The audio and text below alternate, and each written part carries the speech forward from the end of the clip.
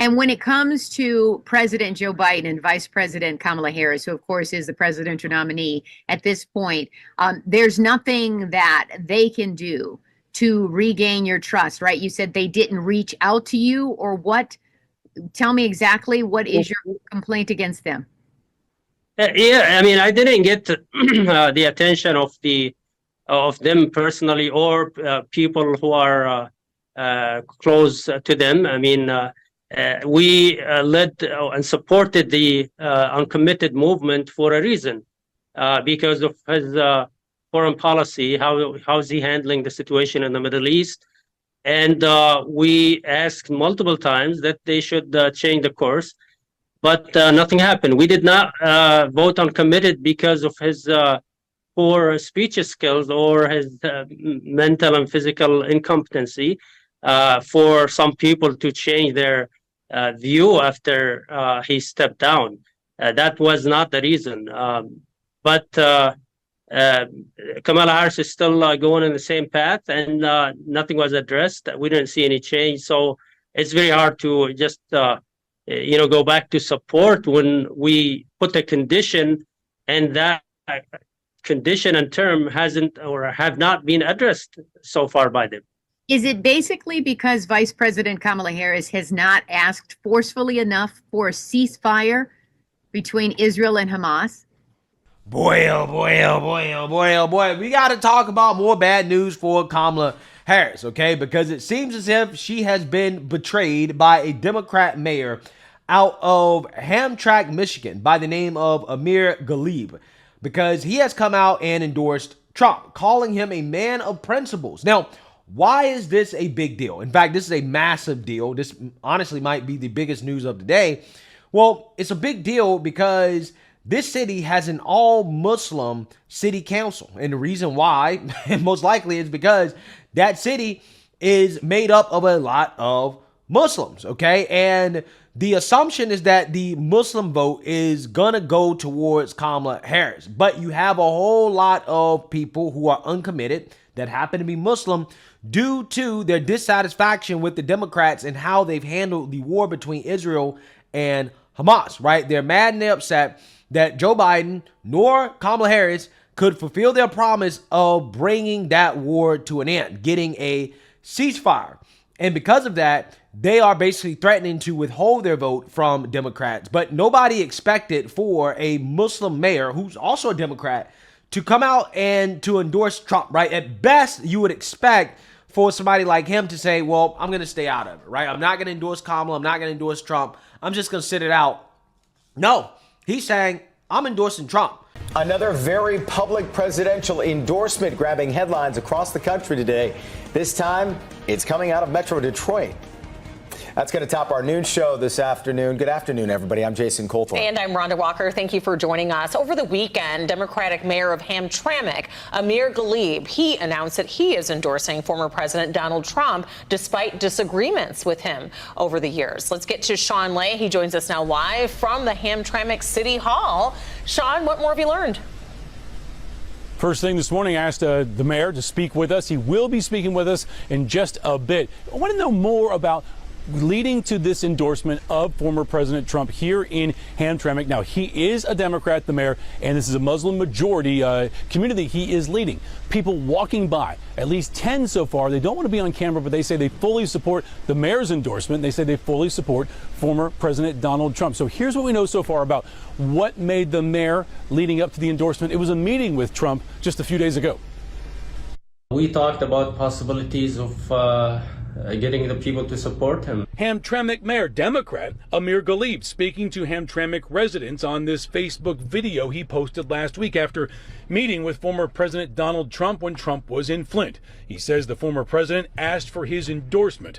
During the 20-minute meeting, Ghalib says he counseled Trump on what it's going to take to earn votes in Hamtramck. Just under 27,000 people live here in this Muslim majority community. Sunday, Ghalib made international news by endorsing Trump based, what he says, on Trump's principle. And he believes ending Middle East conflict is hitting home with voters right here. And he assured that his goal is to end the chaos in the Middle East and elsewhere. He doesn't want wars. He will try to stop the wars everywhere. And that's what we actually have been calling for the past 11 months. All right, back here live in Hamtramck now. The mayor made his endorsement yesterday on Facebook, basically here locally to people, also to Yemen as well. Lots of followers there. President Trump certainly amplified it by talking about the endorsement for about an hour yesterday on various platforms. We'll speak with the mayor later today, also speaking with people here, others outside of here. Reaction pouring in. This story has gone international really overnight.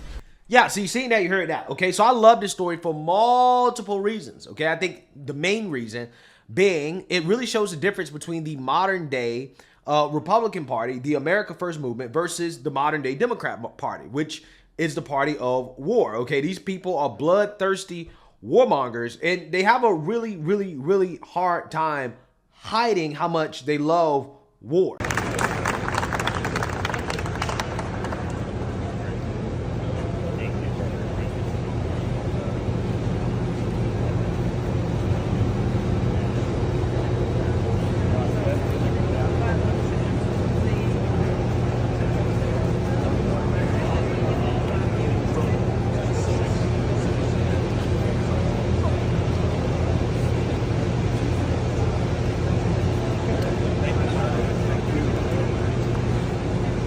Yeah, so you're seeing that. Now, there will be some NPC white liberal or some mainstream liberal media news anchor trying to lecture America about how you must vote for Kamala Harris and Democrats and support them because they have such high character, right? I'm not sure if you have great character or good character when you are signing bombs and ammunition to be used to kill people, right? To destroy communities in what could be a war that we could bring to an end today if we actually wanted to end it, right? But we don't want to end it. Instead, you have these politicians who's supposed to have this great character signing bombs, okay? Signing bombs, okay? These are high character people, good character people, according to the left. Again, this is why I roll my eyes. This is why I laugh, I chuckle when I hear these people talk about character, right? As if any of these politicians have good character, okay? I'm sorry, you don't have good character when you are celebrating war, right? When you are bloodthirsty and you're supporting wars simply for the benefit of big corporate America, the military industrial complex, and the fact that you will get kickbacks, right, from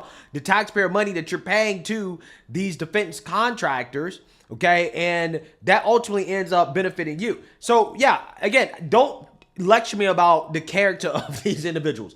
They're not good people. Another reason why I love this story is because I personally don't see why the Muslim community around the country doesn't vote overwhelmingly for Republicans or conservative, because Muslims are some of the most conservative people in this country. And I think that the values of Muslims more closely align with Republicans and conservatives and Christians than with the left. I mean, I've done these videos before, maybe a year or two ago, where the Muslim community in Michigan, in Dearborn, they were lashing out against Democrats pushing degeneracy on their children in schools, right? Trying to indoctrinate their children.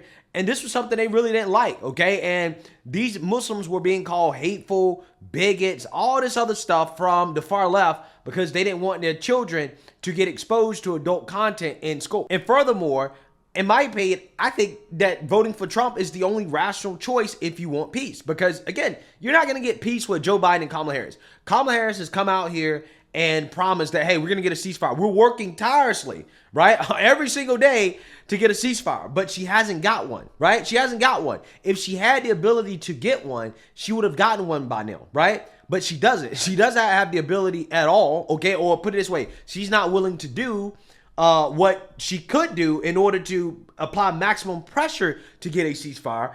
And at this point, in my opinion, if I was Muslim and I cared about this conflict overseas, which, by the way, I probably wouldn't. I think that domestic issues are more important than what's going on overseas. But if you're going to vote based off what's going on overseas and getting peace, maybe you should go with the man that has a proven track record of being able to negotiate and to get peace, right? And that is President Trump. Again, I'm not saying that Trump is going to get the ceasefire deal for sure, right? But if I had to bet who's going to have a better chance of getting some deal, right, to broker peace, it's going to be President Trump, because Trump understands how to negotiate, right? He understands how to get both parties in a room to get what both sides want and to get it done, right? So again, you know, Trump, he is very pro-Israel, but I would not discount the possibility of him being able to get a ceasefire despite being very pro-Israel, right? Because Trump doesn't want to deal with that. He doesn't want to deal with the backlash associated with this conflict continuing to go on and on and on and on.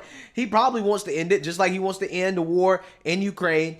And I have full faith in President Trump that if anybody can do it, he can do it, right? I don't think it's 100% guaranteed, right? Far from that, actually. But if I was to bet Kamala Harris versus Trump when it comes to getting that ceasefire, I'm going with Trump, right? So I think this mayor is making a smart decision, okay? I think he's making the right decision, and I think that conversation he had with Trump must have been pretty powerful for him as a Democrat to come out and to betray his party, to betray Kamala Harris, and to endorse Trump. So again, this is a huge deal because if other Muslim voters follow this guy, which it seems like it's a good possibility that they could, I don't think that he would be making this endorsement if he didn't feel like a significant amount of his constituents would be on the same page. This could be the difference between winning or losing Michigan for Trump or Kamala Harris, right? Because the race right now is close, a razor-thin margin.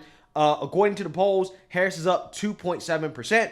But as you guys know, when analyzing these polls, you can't look at these numbers from the polls, right? You got to actually look at historically what has happened in the past when it comes to how Trump usually outperforms these polls when it comes time to vote. Like, for example, look at where Trump was at in 2020 in Michigan right before the election. Biden was up 7.9 points. Around this date, September 23rd, 2020, 7.4 points. Biden was up over Trump. However, come election day, well, what happened in Michigan? Although Trump lost the state, he overperformed by about 3 or 4 points, right? Which would be more than enough to beat Kamala Harris, right? So again, not a good sign for Kamala Harris, right? And then also, let's look at what happened in 2016, where going into the election, Hillary was beating Trump by about 4 points or so.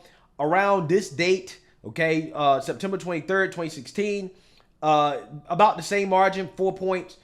Come election day, Trump ends up beating Hillary in Michigan. He overperforms by about 4 points, right? So again, you know, this is kind of where we're at. This race could come down to a few thousand votes, and that can mean all the difference in the world if those uncommitted voters either decide to stay uncommitted or they vote for Trump, right? If a lot of these uncommitted voters break for Trump because they believe that Trump has a better chance at bringing peace to the Middle East than Kamala Harris, which he has a proven track record of doing, by the way, again, that's a huge deal. That's an absolute huge deal for Trump, right? So again, I got to shout out to this mayor because it takes a lot of cojones to do this, okay? Not only is this guy a Democrat, but he's also a Muslim.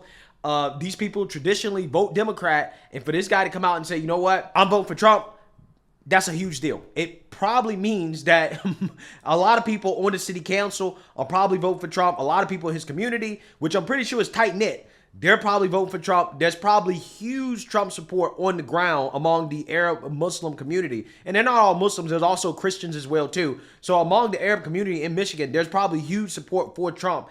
And if there's enough support, again, that could affect the outcome of the election. That could be the difference between Trump winning or losing. And again, this is just a great sign for Trump. I really, really, really like this endorsement. I think that this is amazing. And I'm hoping that this will make a difference, a positive difference in this election. So let me know what you guys think. Make sure you like, comment, and subscribe. Most importantly, share a Black conservative perspective. Peace.